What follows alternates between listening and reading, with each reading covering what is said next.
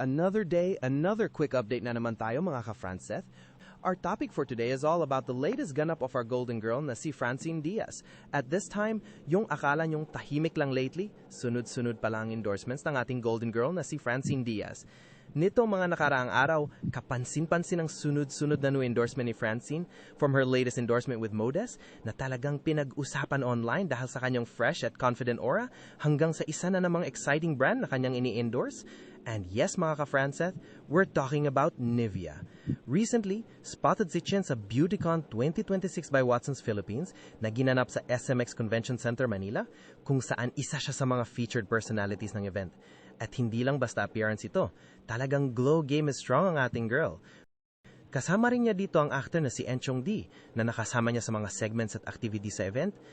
Enchong D and Francine Diaz! Hello SMX! Hi Sam! Hello everyone! Hi everyone! Good afternoon! Nako, good afternoon everyone! Mahina dito. Isa pa. Good afternoon everyone! I love it. Ang ganda ng energy, ang ganda ng mga tao. Okay ba kayo? Busog? Yes, fresh? Busog? Yes, fresh? At mga ka-Franceth, grabe si Chin dito. Literal na game siya sa stage. Very confident, very natural, at sobrang glowing.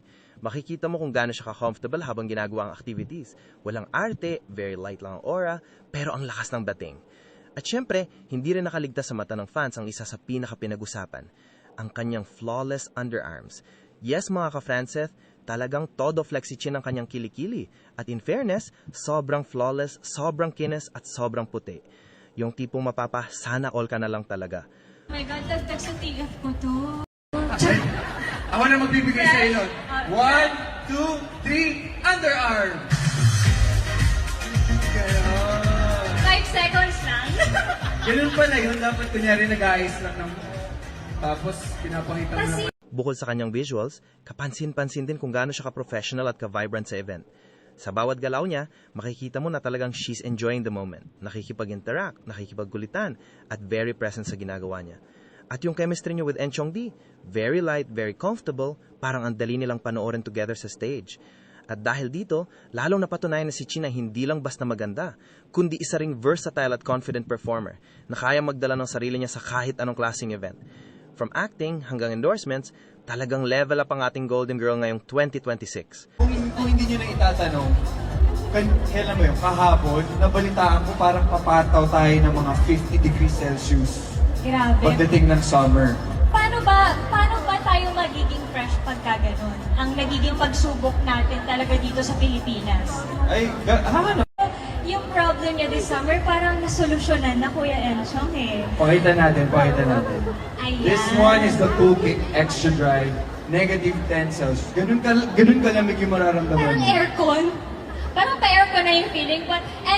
At kahit tapos ng event, hindi pa rin doon natatapos ang energy ng ating Golden Girl. Dahil pagkatapos ng kanyang Nivea ganap, she never stopped entertain her fans. Pinagbigyan pa rin niyang fans na gusto magpa-picture, showing how appreciative she is sa kanilang support.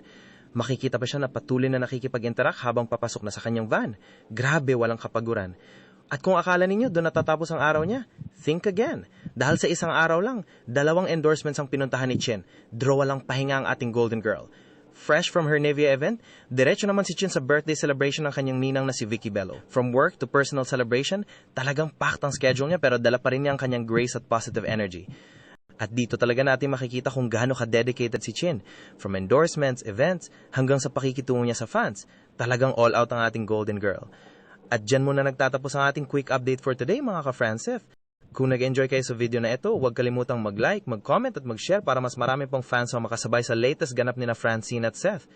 At syempre, don't forget to follow at i-on ang notification bell para lagi kayong updated sa mga susunod pang Franceth at Chin ganaps.